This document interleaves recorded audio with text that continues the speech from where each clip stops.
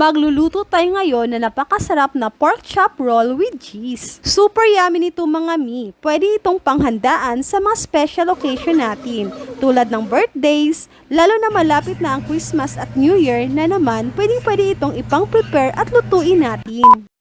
Meron ako ritong 7 pirasong pork chop. Tanggalan lang natin ito ng mga balat at taba. Yung mga taba, itabi lang natin ito. Pwede pa natin itong ipanghalo sa ating gulay o iba pang putahing lulutuin. Maglagay lang tayo ng plastic sa chopping board. Ilagay ang 1 pirasong pork chop. Takpan uli ng plastic at gumamit na ako rito ng pandikdik ng karne. Pwede rin ang likod ng kutsilyo ang ipangdikdik nyo rito para mag-flat lang itong ating mga pork chop. Mabilis lang mag-flat ito pag nakabalot sa plastic.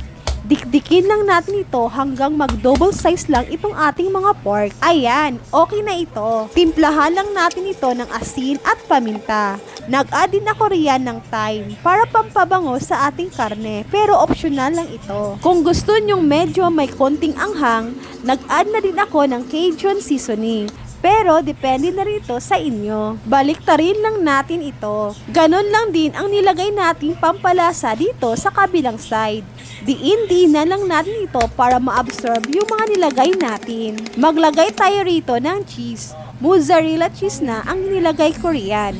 Kahit anong cheese pwede nyong gamitin dito. Tulad ng quick melt cheese, masarap din iyon. Kung ano lang available, pwede. Ibalot lang natin ito sa ating mga pork. Gawin lang natin ito hanggang malagyan lahat itong ating mga pork chop. Gumamit lang ako rito ng cling wrap or kahit anong plastic pwede nyong gamitin. Ibalot lang natin ito at siguraduhin lang natin na naka-firm lang ang pagbalot natin dito sa ating mga pork. Ilagay lang muna ito dito sa ating lagayan para ipasok na natin ito ng 1 oras sa ating freezer para mag-firm lang ito pag pina-fry na natin ito mamaya. Gagamit ako rito ng 2 pirasong itlog.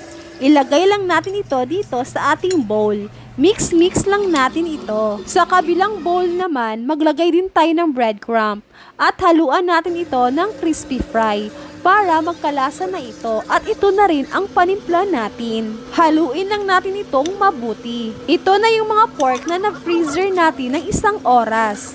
Tanggalan na natin ito ng mga plastic. Ayan, tamang-tama lang ang pagka-firm nito.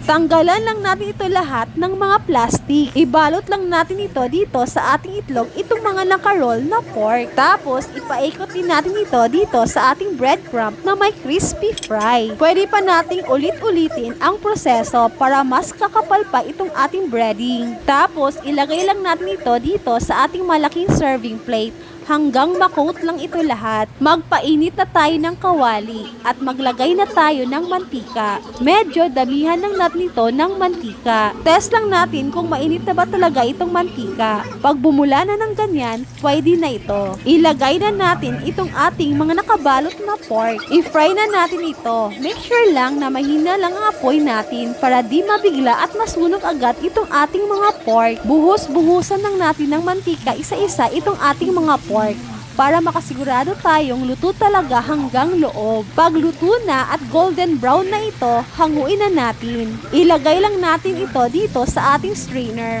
para ma-drain ang excess oil. Gagawa muna tayo ng napakasarap na sauce nito. Maglagay tayo ng ketchup, 2 tablespoon, 1 tablespoon of soy sauce, 1 tablespoon of garlic, 1 tablespoon of luya, and 1/2 tablespoon of brown sugar.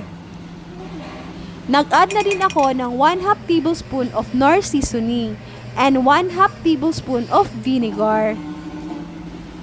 Halu-haluin lang natin ito.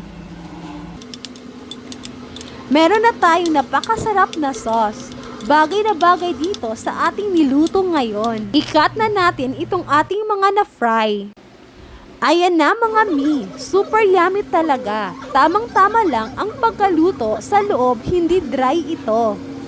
Naglagay lang ako ng 1 cup of rice at ilagay na natin yung na-slice nating pork roll with cheese. Tapos itong mga nahiwang cabbage natin at itong napakasarap na sauce, itabi lang natin. Nagbudbud na din ako ng sesame seeds. Tapos itaping konti yung sauce na ginawa natin.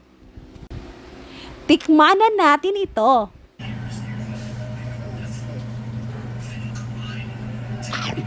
Ang sarap mga mi! Sana matry nyo rito sa inyong mga tahanan. Thank you for watching! Huwag kalimutang paki-follow, like, and share dito sa ating page, Mami Christine Vlog. Bye!